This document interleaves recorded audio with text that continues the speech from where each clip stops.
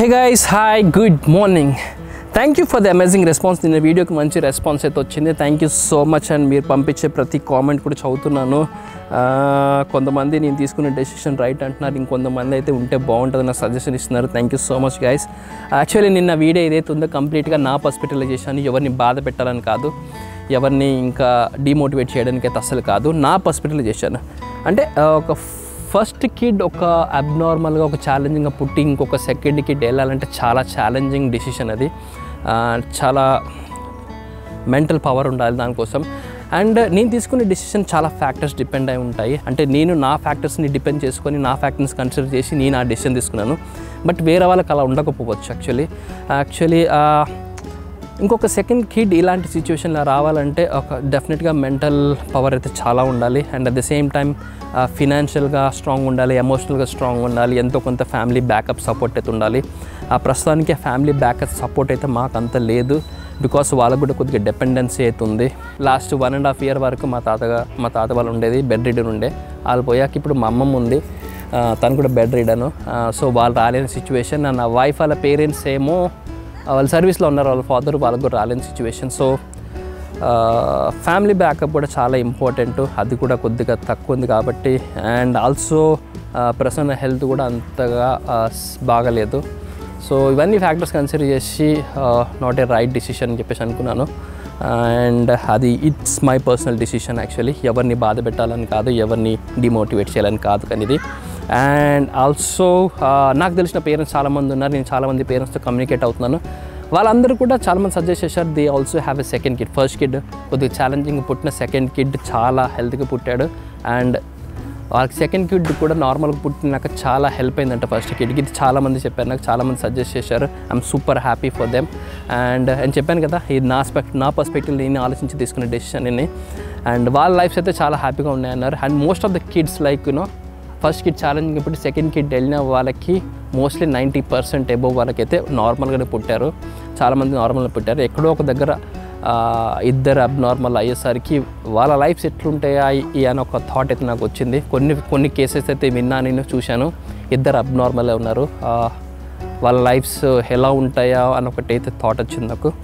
So చెప్పాను కదా, ultimately వాళ్ళ చాలా ఫ్యాక్టర్స్ డిపెండ్ అయి ఉంటుంది.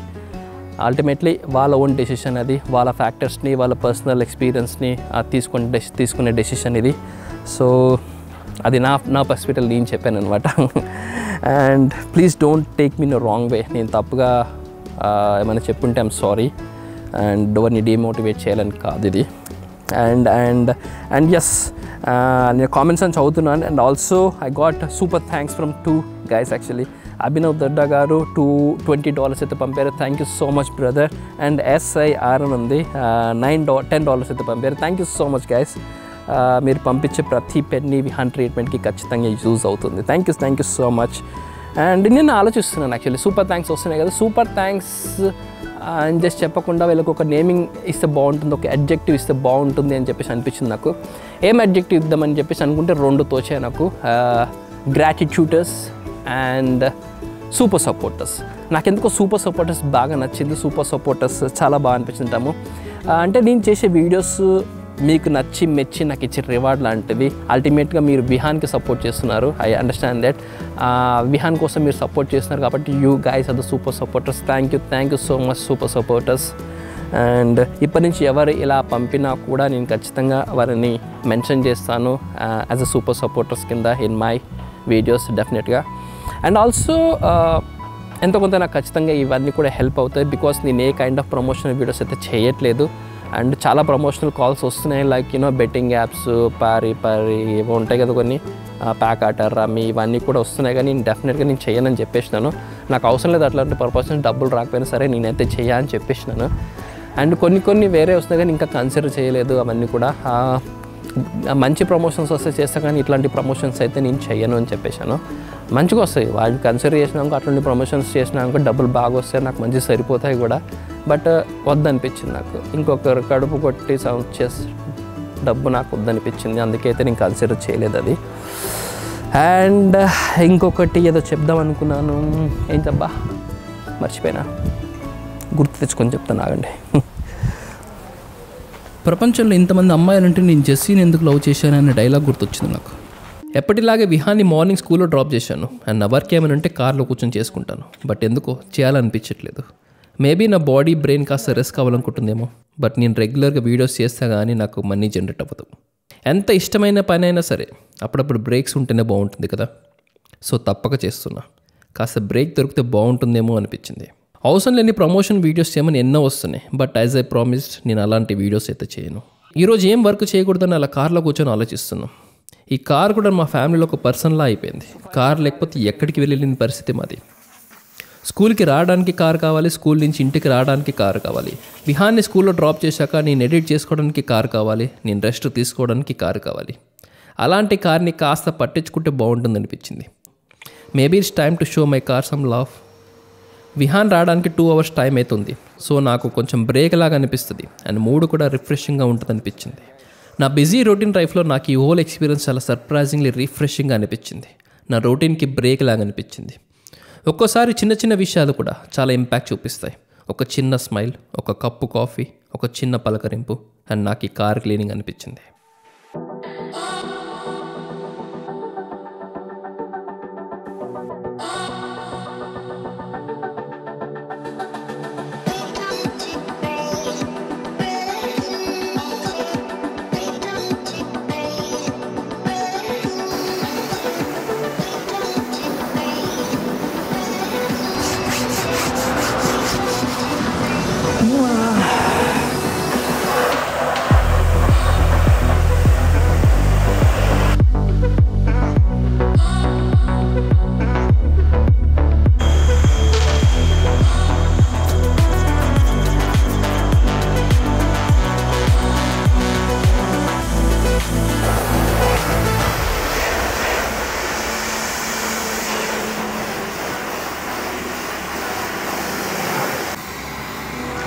Yes.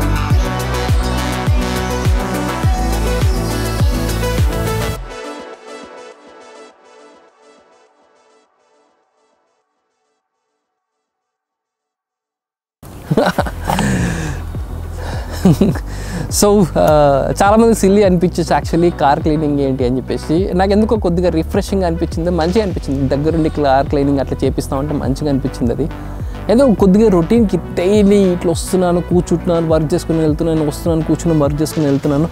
బట్ ఎందుకో కొద్దిగా ఇది రిఫ్రెషింగ్ అనిపించింది, రొటీన్కి బ్రేక్ లాగా అనిపించింది, కొత్తగా అనిపించింది. మీకు సిల్లీగా అనిపించచ్చు ఐ నో.